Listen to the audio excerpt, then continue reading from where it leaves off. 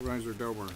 Mr. Chairman, in regard to our conversation last week on the local coastal plan and the coastal commission, one of the bullets that the 5 points in the motion was to have CSAC put together a meeting with the coastal counties.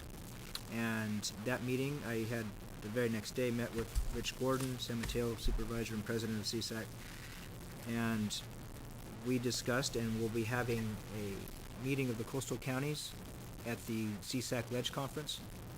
Exact date and time I'm not sure on yet, but because it's going through the process. But it'll be a chance to discuss the issues with the Coastal Commission, because we are not alone. And it was some of the other supervisors who represent coastal counties were very excited about the opportunity to discuss the problems that they're having. So that'll be at a date and time at the Ledge Conference in June, or excuse me, May, into May. Thank you, Supervisor. Supervisor Pinches? Thank you, Mr. Chairman. I sent this news release coming from NOAA Fisheries dated March 3rd, and I thought it was, I sent it out to all news media because I wasn't sure that they had it, but they're basically acknowledging the fact that the unfavorable ocean conditions are likely cause of low 2007 salmon returns along the west coast. To me, this is historic news for a federal organization to realize that all the problems with our fisheries isn't associated with sedimentation in our rivers and what's happening in our streams and rivers, that there's, because these lower numbers after 30 years of restoration, billions of dollars in restoration projects and more land use regulations and all that, the returning salmon and coho are going downward. So any reasonable person would come to the assumption that maybe there's something wrong. So finally we got a federal organization to realize that maybe they ought to start looking at what's going on in the ocean and put more attention there. So I think it's kind of historic news, and it's something that's been needing to happen for a long time. Other reports? I have a couple. In our mail today, we received a letter from Senator Barbara Boxer in regards to PILT and secure rural schools. She's joining a bipartisan effort by Senators Wyden and Domenici to urge further funding for secure rural schools to the tune of $2.2 billion for a 4-year extension of secure rural schools and Community Self-Determination Act, and $1.9 billion to fully fund the PILT program to compensate states for loss of tax revenues from federal lands. And I certainly want to state that this board continues to be in support of that, and I'm very happy to see her sending us that letter. So just for public notification. Also, the press release went out today for the North Coast In-Stream Flow Policy Workshop, which we had asked for at last board meeting. This will take place at the end of our meeting next week, April 22nd. The item will be taken up at 3 p.m. in the afternoon.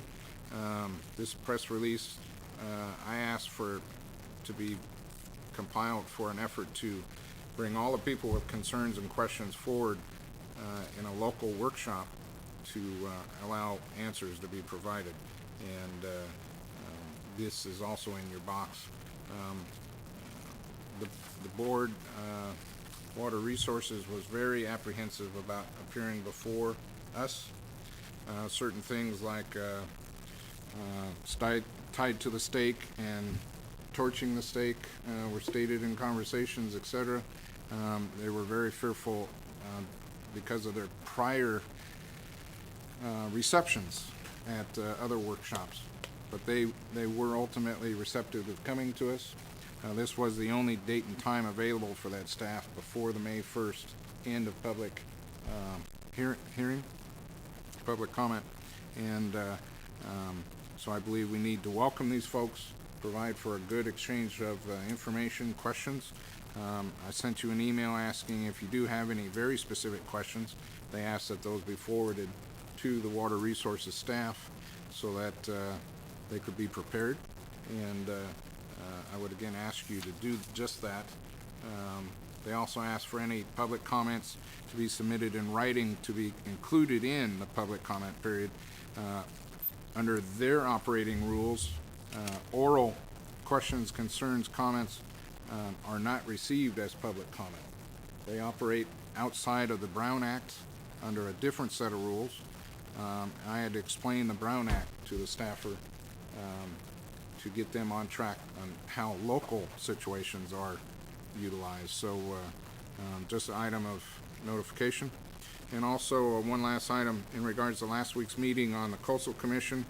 I've been contacted by the Pacific Legal Services, very willing to work with the county in the formation of a lawsuit or class action or individual lawsuit against the Coastal Commission in our LCP update.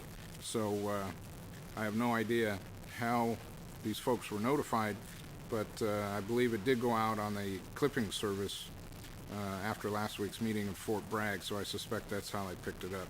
But evidently they've been involved in other situations involving the Coastal Commission, and they're very excited for a county on the North Coast to be concerned enough under those 5 bullet points of last week to even be discussing the possibility of a litigation situation to bring about a change in the way things are today. So just a couple items of information.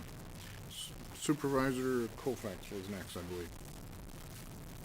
Just a very quick update on the North Coast Railroad Authority. The work continues despite the lawsuit being brought against it by the city of Novato, and work continues with the signal system, the crossings, bridges, and right-of-way south end. The decision was made at last week's meeting, very interesting meeting with about 70 people in attendance who were expressing their support for the railroad, recognizing its impact on the North Coast economy here. If we get it running to Willits in the reasonably near future, the